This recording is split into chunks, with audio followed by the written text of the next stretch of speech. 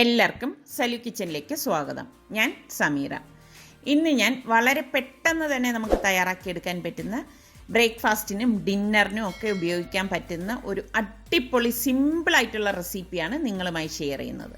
അപ്പോൾ നമുക്ക് ആ റെസിപ്പി എന്താണെന്നൊന്ന് നോക്കിയാലോ. ഇന്നത്തെ നമ്മളുടെ 5:47 പ്രഭാതമാണ് ഈ കാണുന്നത്.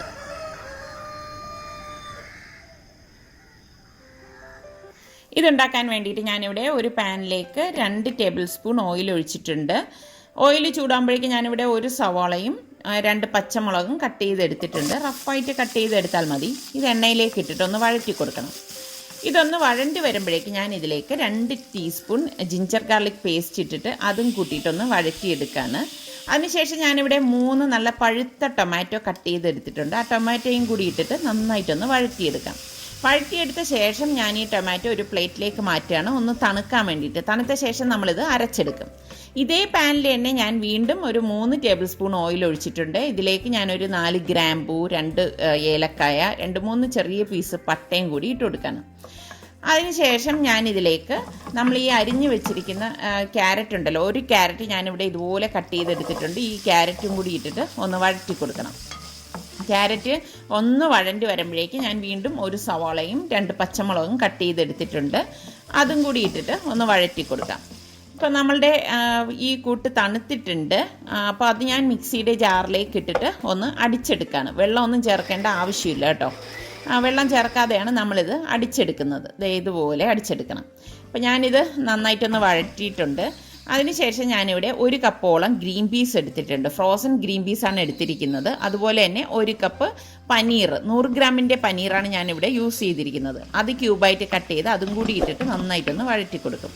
അതൊന്ന് വഴണ്ട ശേഷം ഞാനിതിലേക്ക് 2 ടേബിൾ സ്പൂൺ കാശ്മീരി ചില്ലി പൗഡറും 1 ടീസ്പൂൺ മല്ലിപ്പൊടിയും അതുപോലെ തന്നെ 1 ടീസ്പൂൺ ഗരം മസാല പൊടിയും 1/2 ടീസ്പൂൺ മഞ്ഞൾപ്പൊടിയും കൂടി ഇട്ടിട്ട് പാകത്തിനുള്ള ഉപ്പും ചേർത്ത് കൊടുക്കും. അതിനുശേഷം ഇത് നന്നായിട്ടൊന്ന് ഇളക്കി കൊടുക്കും. ഈ പൊടികളുടെ പച്ചമണം മാറുന്നത് വരെ നമ്മളൊന്ന് ഇളക്കി കൊടുക്കണം. ഇത് നല്ലതുപോലെ ഒന്ന് ഇളക്കി കൊടുത്ത ശേഷം നമ്മൾ ഈ അടിച്ച് വെച്ചിരിക്കുന്ന ടൊമാറ്റോയുടെ പേസ്റ്റ് ഉണ്ടല്ലോ, അതും കൂടി ഇതിലേക്ക് ഇട്ടിട്ട് നല്ലതുപോലെ ഇളക്കി കൊടുക്കും. ഇളക്കി കൊടുത്ത ശേഷം അതിൻ്റെ പച്ചമണം മാറിയ ശേഷം മാത്രമാണ് നമ്മൾ ഇതിലേക്ക് ക്യാപ്സിക്കം ചേർത്ത് കൊടുക്കുന്നത്. എന്നിട്ട് നമ്മളിതിലേക്ക് പാകത്തിനുള്ള തിളച്ച വെള്ളമാണ് ഒഴിച്ചു കൊടുക്കുന്നത്. അപ്പോൾ നിങ്ങൾ നോക്കണം, നിങ്ങൾക്ക് എത്രയാണ് തിക്നെസ് വേണ്ടത് അതിനനുസരിച്ച് വെള്ളം ചേർത്ത് കൊടുത്താൽ മതി. ഞാനിവിടെ ഒരു 3 കപ്പോളം തിളച്ച വെള്ളം ഒഴിച്ചിട്ടുണ്ട്. എന്നിട്ട് ഇത് നന്നായിട്ടൊന്ന് ഇളക്കി കൊടുക്കും.